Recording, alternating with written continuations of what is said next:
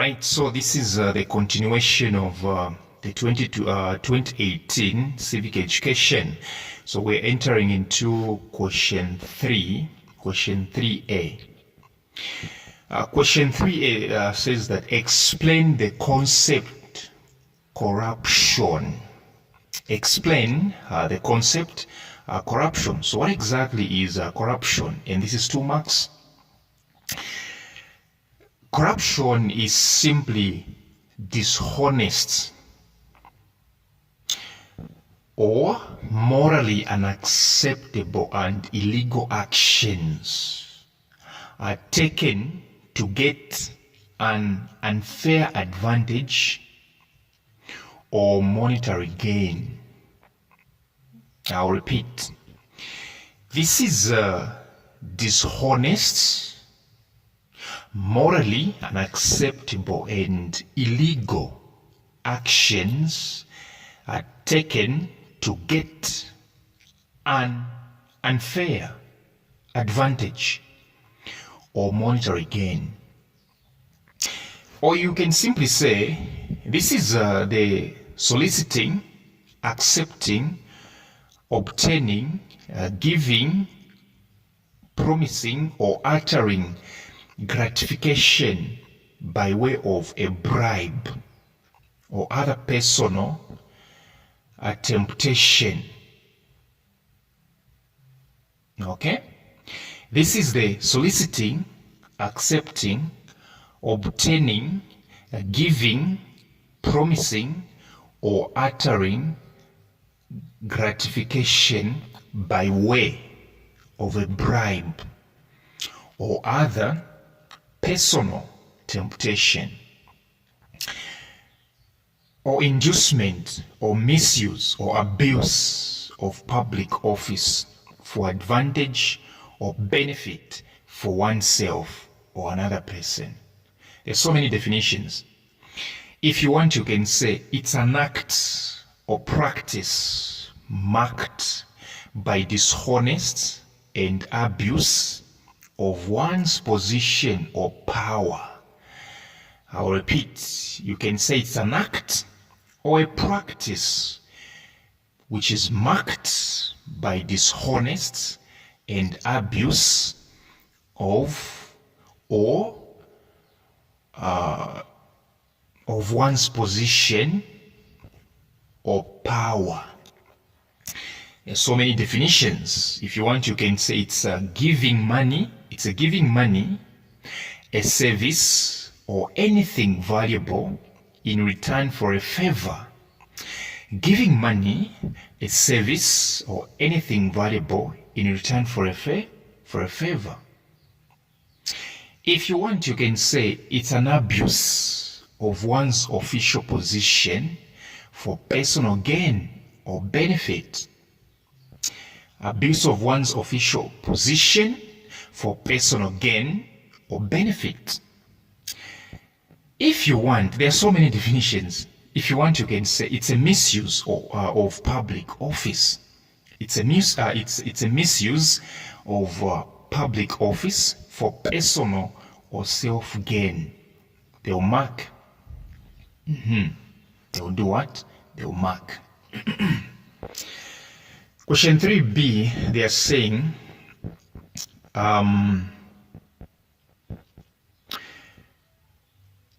according to the Anti-Corruption Commission, what are the 2 main causes of corruption? According to the Anti-Corruption Commission, what are the 2 main causes of corruption? So in short, according to the SCC, what causes corruption? Number 1, you simply say greedy and dishonesty. Greedy and dishonesty, for real. C, they're saying which type of corruption is mainly practiced. Which type of corruption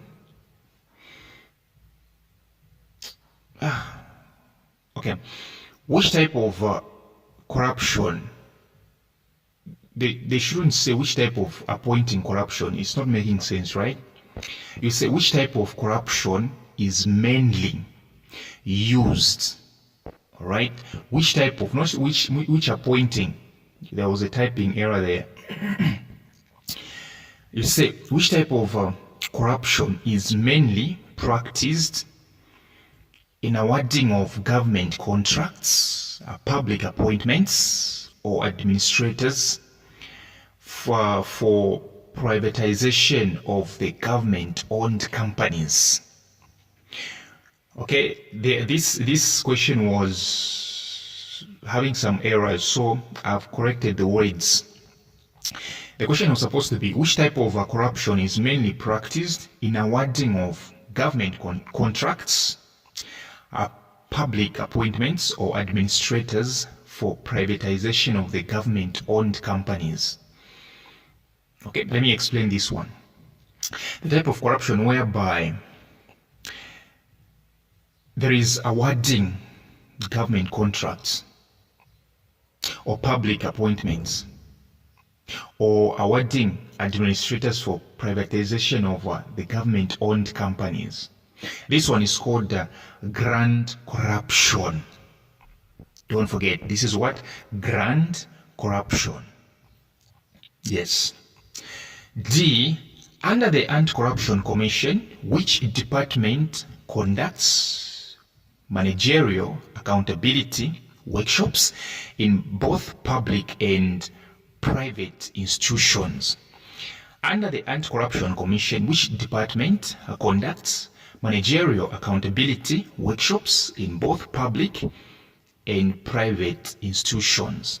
So under the Anti-Corruption Commission, there is a department which controls, which conducts, which manages managerial accountability workshops, whether it's in public or private institutions. This one is called the Commission's Prevention Department. The answer is what? The Commission's Prevention Department. The Commission's Prevention Department. Question E, identify the roles of the following in the fight against corruption. Identify the roles of the following in the fight against corruption. The first one, we have the public officers. So in short, what exactly are the roles of the public officers when it comes to fighting against corruption? Number one, their first role is adherence. They have to adhere. Adherence to set guidelines and regulations. In short, they have to adhere to set guidelines and regulations. They have to adhere to the guidelines and regulations which are set. Number two, their second role is reporting corruption. Public officers, they have to report corruption. Number three, all right, they have to sensitize. So their third role is sensitization. They have to sensitize the public about corruption. Number four, they have to adhere to institutional and public service code of ethics. They have to adhere to institutional and public service code of conduct. How about the community? The community, one of the roles of the community in fighting against corruption is to report suspected cases of corruption. Is to report suspected cases of corruption. The community also should sensitize. Sensitization is also there. And the third role of the community in fighting against corruption is advocacy for stronger law. Advocacy for stronger law. Question F. State two objectives of the Transparency International Zambia in its fight against corruption. State two objectives of the Transparency International Zambia in its fight against corruption. Two objectives of the Transparency International Zambia, the TIZ. The TIZ has got objectives, okay, when fighting against corruption. So we are expected to state two objectives. So you say creating interests among stakeholders and encouraging them to appreciate the concept of collective responsibility. Creating interests among stakeholders and encouraging them to appreciate the concept of collective responsibility. Number two, it also undertaking research on various aspects of corruption, good governance, and integrity. Yes. Undertaking research on various aspects of corruption, good governance, and integrity. The last one is advocating and lobbying for zero tolerance towards corruption in society. Advocating and lobbying for zero tolerance towards corruption in society. Number four, we happen to have this one. They are saying briefly explain the role of the media in good governance. Okay, what should the media do, or what does the media do in good governance? Number one, to inform and educate. That's the first thing, to inform and educate. Number two, the media should act as a watchdog. The media should act as a watchdog. Number three, the media should promote public debates. The media should promote public debates. Number four, the media should set the agenda. Number four, the media should set an agenda. Number five, I'll add one. The media should promote interactions between the electorates and the leaders. The media should promote interactions between the electorates, which means voters, and their leaders. Interaction. Yeah, the media has to do that. It is the role of the media, all right, to make the voters and the people they voted for to interact. Yes. Question 5, which is section B, the last one. And before that, please come for more substitutions in any subject. Biology, are you writing this year? Mathematics, everything. You can come for more substitutions so that you don't, I know you are coming, but I don't want you to come when it's too late. All right? I don't want you to come when it's too late. The earlier, the better. Yes.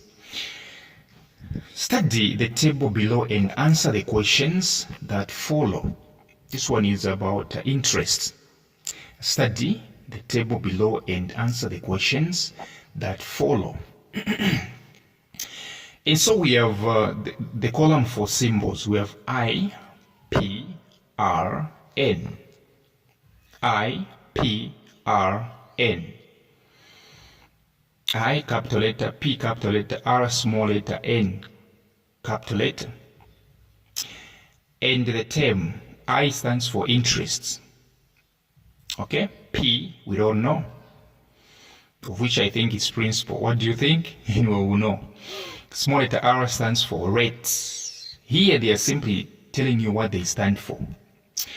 N stands for B. I think it has to be something like timer, but anyway, we'll know. We're going to know. Question A, they are saying, explain the concept interest rate. You know, interest rate is the one that is entirely about the percentage. I think you remember. Interest rate is the one that is entirely on the percentage, right? Explain the concept interest rate. An interest rate is simply the payment you earn for saving. This is an interest rate. An interest rate, all right, is actually the payment you earn for saving. You can also say it is the price of borrowing money.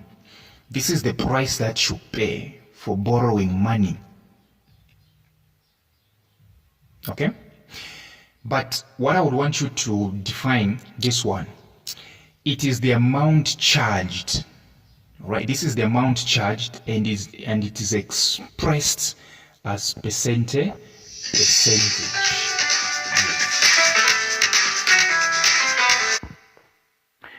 So this one is a good definition. You simply say it is the amount charged and is expressed as percentage.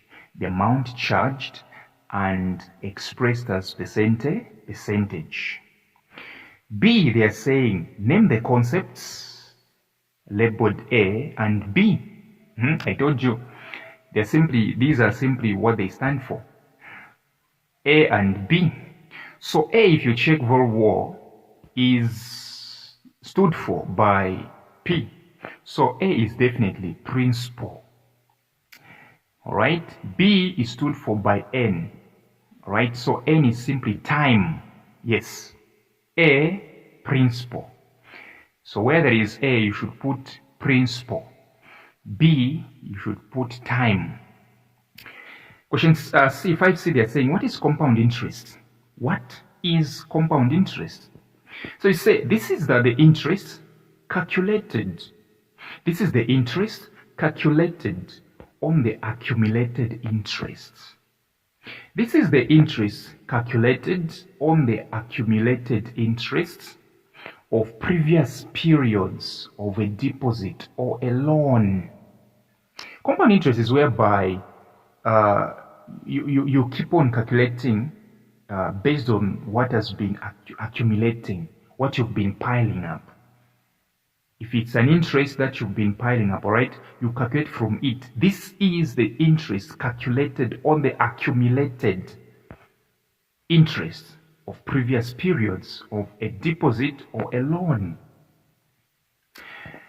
Question D, they are saying Abdul Dalama borrowed 1,000 kwacha at 12% interest rate. So this person borrowed 1,000 kwacha, which means that this was principal.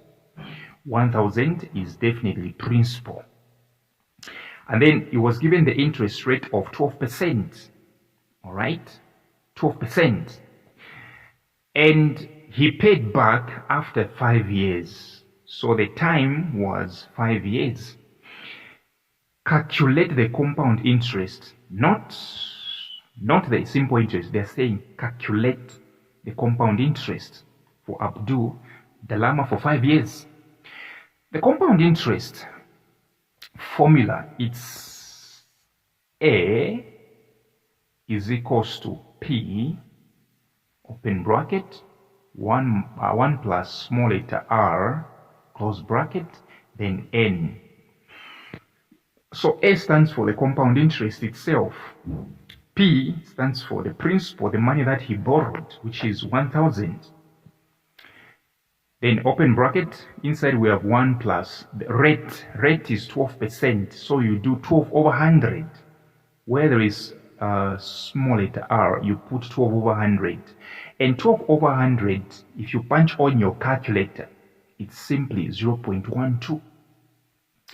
Close bracket, N, small letter n outside stands for time, the time that he paid back, which is 5 years, right? So you do broad maths, 1 plus 0.12, you realize that it's 1.12. And then you multiply 1,000 times 1.12 times 5. What do you get?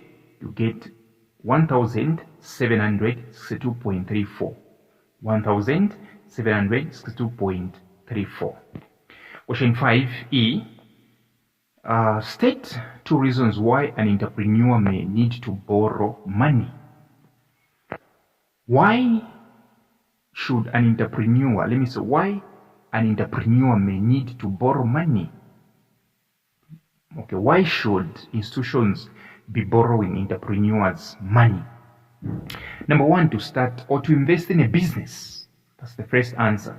To start or to invest in a business. Number two, to expand a business. To expand a business.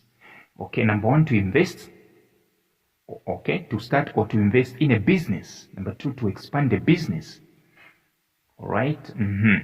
Number three, you can even add to say for diversification of business. Diversification of business. So thank you very much, and do sure come for my WhatsApp tuition.